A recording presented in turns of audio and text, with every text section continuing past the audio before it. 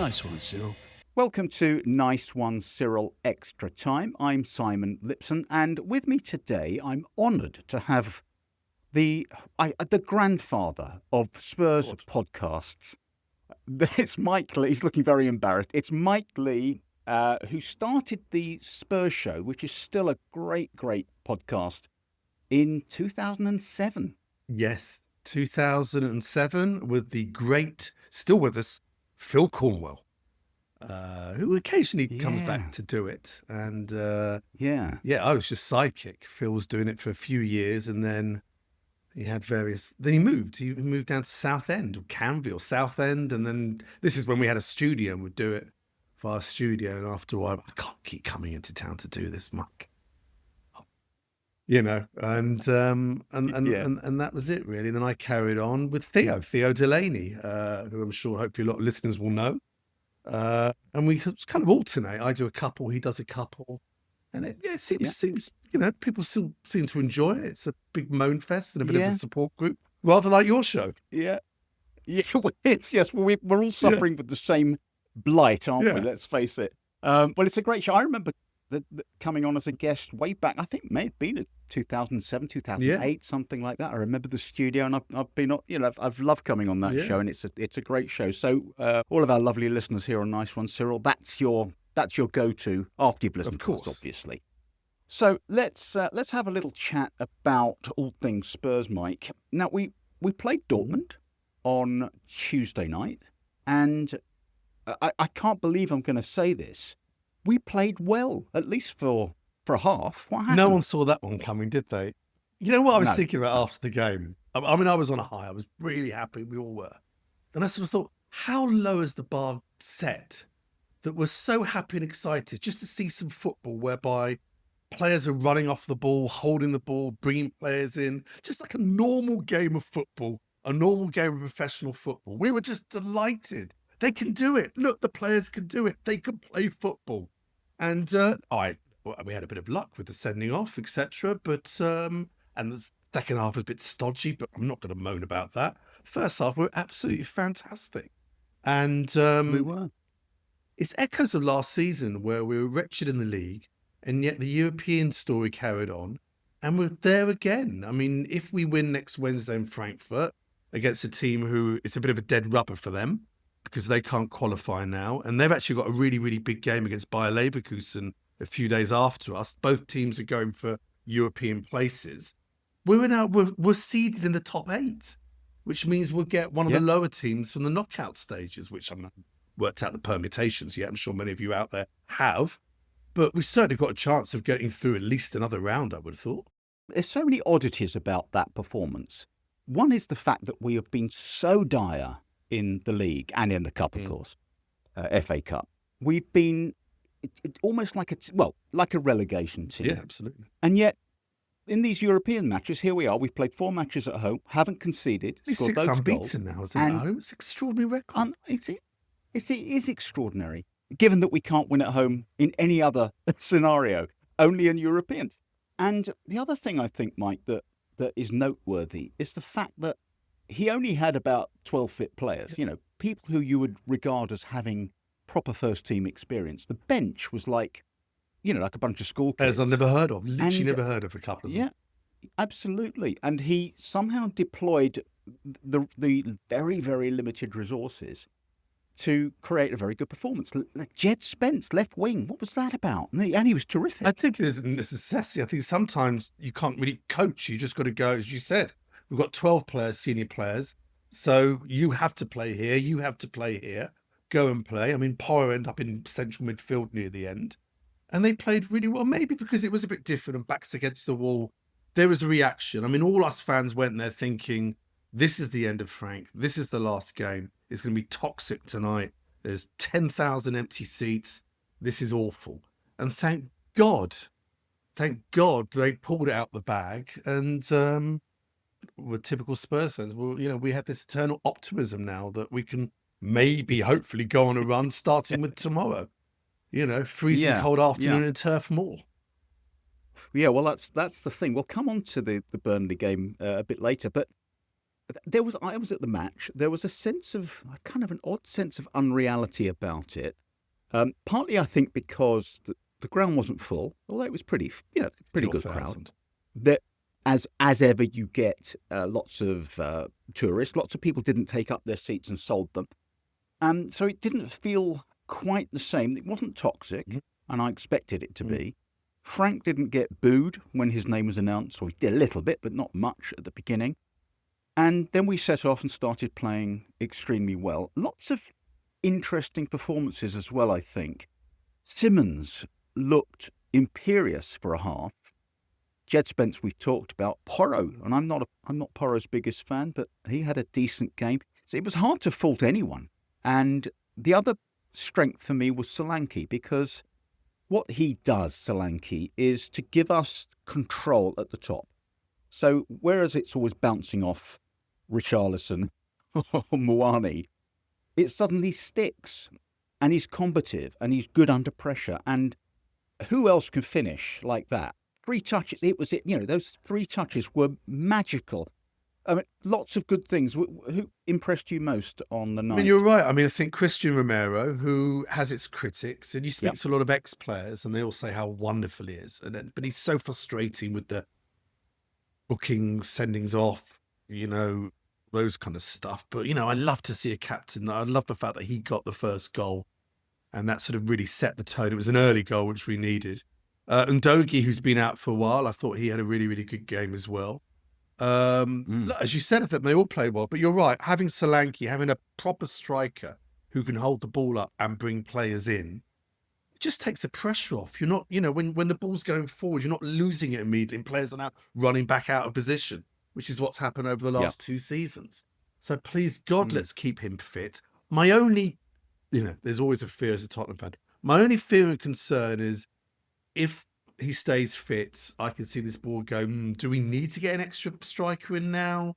We've got Muani, Richarlison back in maybe 6-7 weeks. Do we need to buy another player? I still think we do, especially if we want to go further on this particular competition. And again, I think that's what, I know we're going to talk about tomorrow's game a bit more, but tomorrow's game is huge when it comes to the league, let's be honest, because if we get, as we should do, a good result, I think that eases the pressure where we are in the league. But if we lose and West Ham win at home to Sunderland, which is eminently doable, we're now 7 points behind them.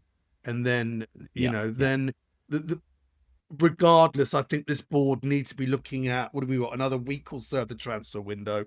It seems to have gone very quiet now. The Brazilian kid was announced finally yesterday. I don't know, we got lost in customs or somewhere. He showed up.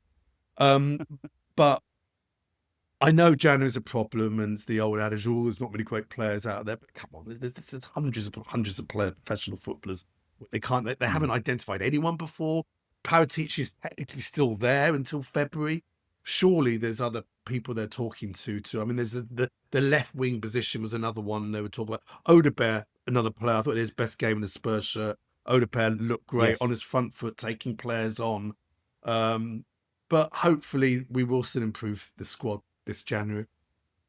Yeah, I mean, I was going to talk about transfers, and as you brought it up now, why don't we pursue that a little bit more? I mean, it's interesting when you look at the social media feeds, and normally you'll have 10 different names circulating, and maybe 1 or 2 of them are actually, you could take them seriously. There's literally nothing going on. And you think to yourself, well, if they're not even bothering to come up with random names, then it doesn't look. I mean, what are we, another week or so? I think it's closed on the 2nd of Feb, I think I read. I mean, I'm hoping that for once we're doing our business on the quiet. We all remember the good old days when you go, we've just signed Chris Waddle, we've just signed Klinsmann, Van der Vaart's coming to Tottenham. And no one had a sniff. We are linked with absolutely everyone. I read today, obviously with Man City, we were linked in the summer with Savinho. That one's gone completely quiet. We're linked with Marmouche. That's gone completely quiet. We're now linked with Oscar Bob. Their wide players not getting a look in. I mean, hopefully, there is a striker that I identified. A striker who's not playing already in the Premier League. We know that's an issue. We know very, very rarely. Look at Gyökeres at Arsenal. They don't hit the ground running. We get all that. But surely he clearly doesn't fancy Dane Scarlett. He doesn't fancy bringing him on. He could have brought him on Wednesday with 10 minutes to go quite easily. He didn't. So, I think there's a problem. I don't know if, and injuries aside, obviously, I don't know if Frank still knows his best side. And so maybe bringing other players in that maybe he doesn't really want. Again, we could talk hours about what is going on behind the scenes, who actually does what, who are the football people there making decisions. But I hope they have identified at least one other player to come in. Yeah, I mean, in Frank's defence, we've been ravaged by injuries. Again. So how can he possibly know what our best 11 or 15 are? Yeah. It's impossible to know. And now we've lost Berraval. He seems to be out for a bit. So the other player I just wanted to chat about, and we've talked about bringing him forward in, and it seems to me to be more urgent than ever before, because Solanke is still not going to be playing 90 minutes. That's straight from Frank. And the only real senior alternative is Muani. Now, there was an extraordinary moment in the second half where he'd replaced Solanke. There was a ball played long.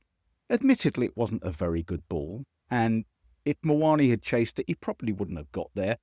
But he just stopped. He just threw his hands up in the air and thought, oh, fuck it, I'm not going for it. I think Jed Spence went for it from about 50 yards further back. And I thought, that is a player who's not only bereft of confidence, it felt like he didn't give a shit. And I hadn't really felt that about him before. I haven't been very impressed with him. He hasn't done enough. But that was... that one really good game at PSG, his parent club in Paris. Yeah. It's weird. It's my view, Mike. Yeah.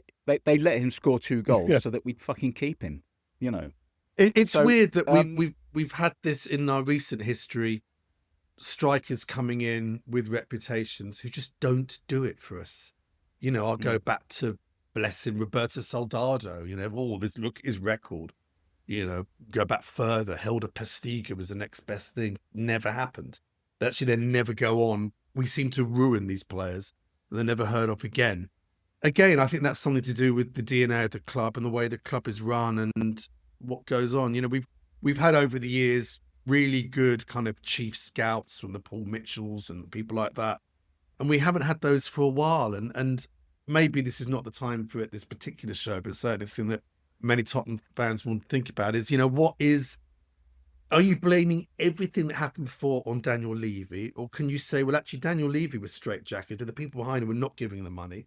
Where's this 150 million war chest? What's going on?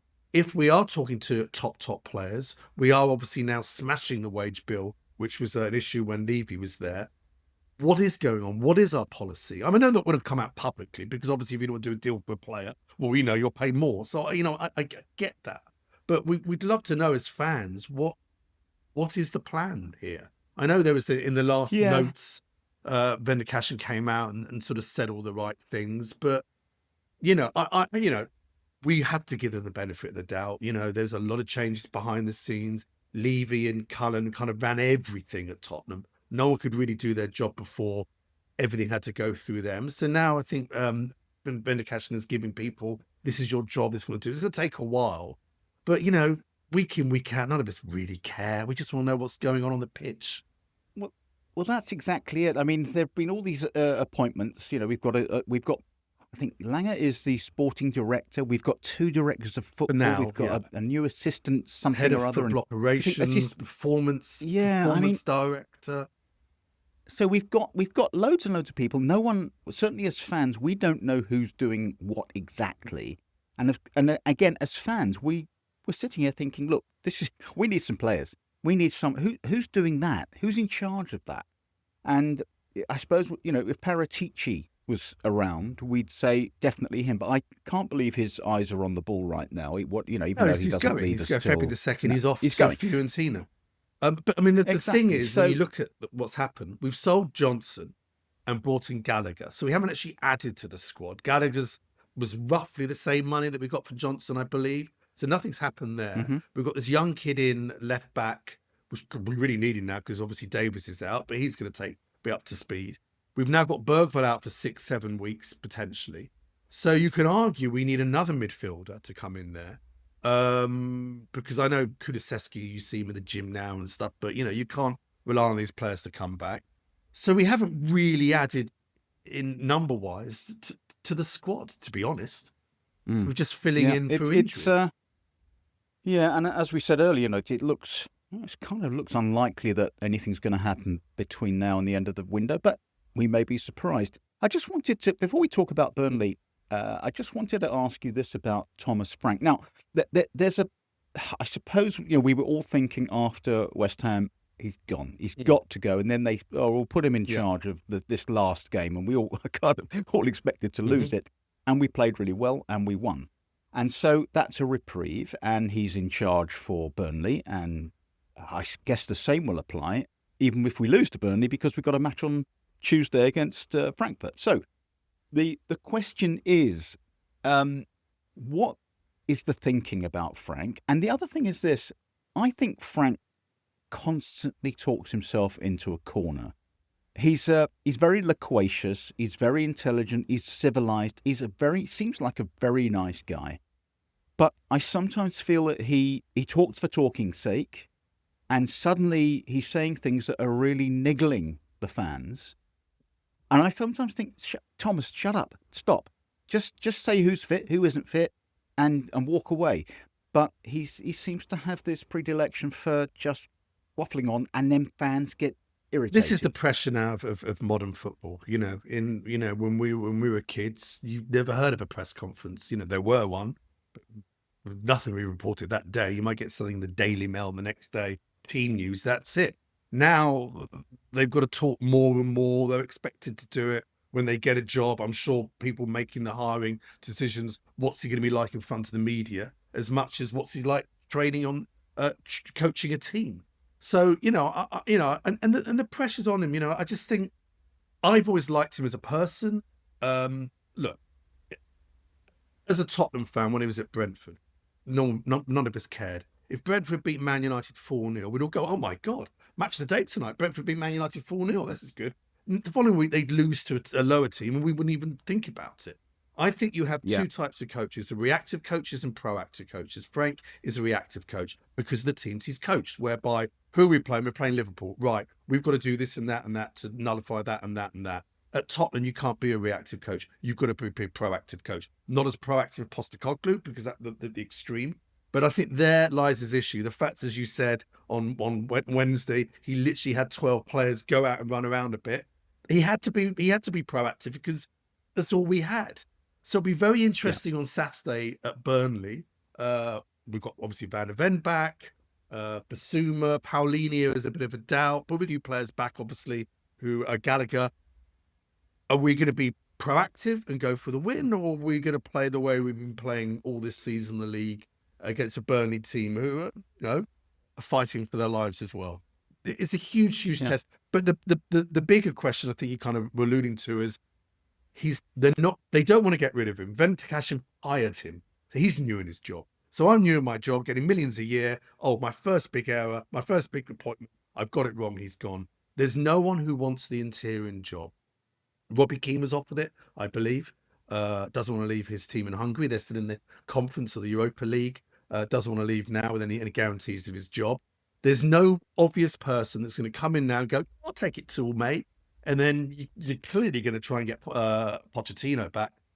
So why would anyone want it? This is the problem. Yeah. So I think we're kind of stuck with him, and hopefully we'll do enough not to get relegated and have a lovely run in Europe.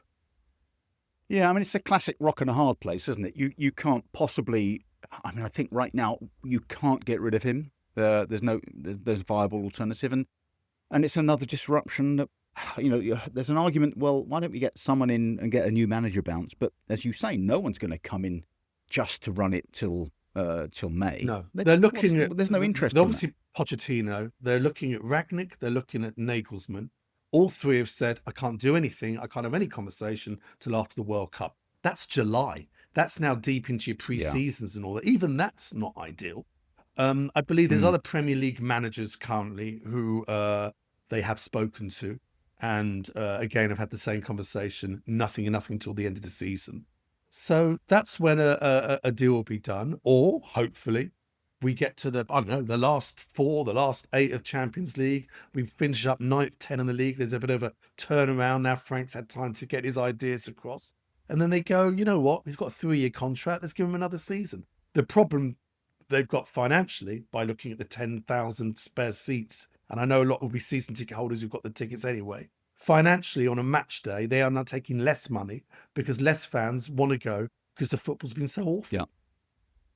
Yeah, well, that's exactly, I guess this is the thing they'll be wrestling with because in the end they're driven by, ka-ching, aren't they? And, if Frank, just by virtue of this, his football is, turning fans away, then they're going to have to think about it. Now, look, I tell you what, I'm sorry, I'm rushing a little bit because I wanted to just quickly get your prediction for Burnley.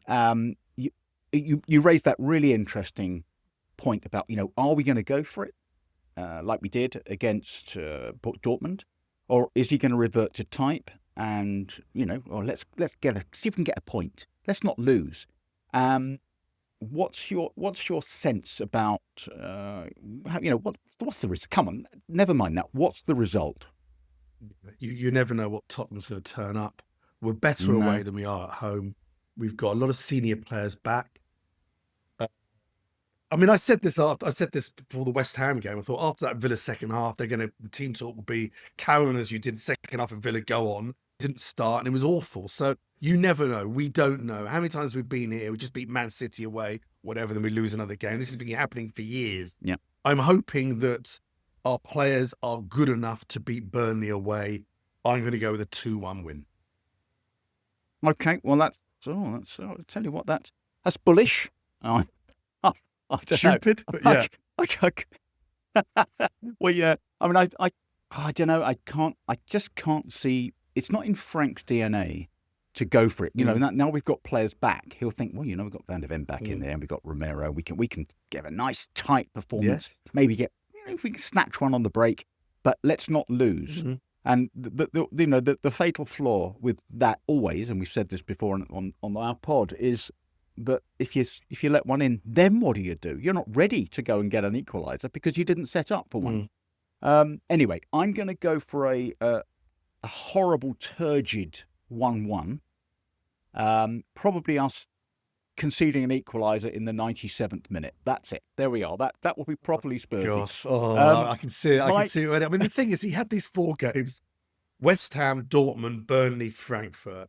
The fact that now Frankfurt can't qualify. If he gets 3 wins out of 4, you'll kind of then go, you know what? West Ham is awful, but he's now won 3 games out of 4. When was the last time he won 2 games in a row? It's been a while. Well, beginning of the season, wasn't it? We beat City and Burnley, and then that's kind of it. Downhill from there. So, all right. Well, look, we shall see. We'll look forward to seeing that. Luckily, and I say this, I hope my wife's not listening, but luckily, she's having an operation on her hand tomorrow, and I might have to miss the match completely. So I'm grateful to her for. Yeah. I've got to, through work, I might have to go to a Portuguese 3rd division game in Lisbon for work. So I'm going to have my phone with the Burnley game on in my lap while I'm watching Primeira December versus Lusitano Évora. As my mum would say, enjoy.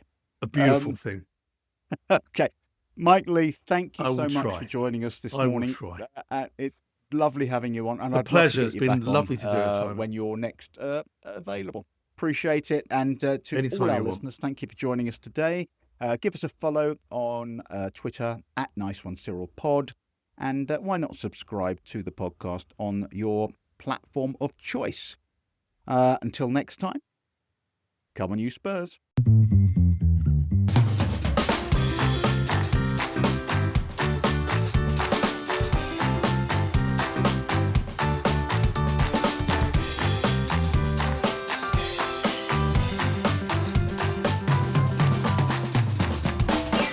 Nice one, Cyril.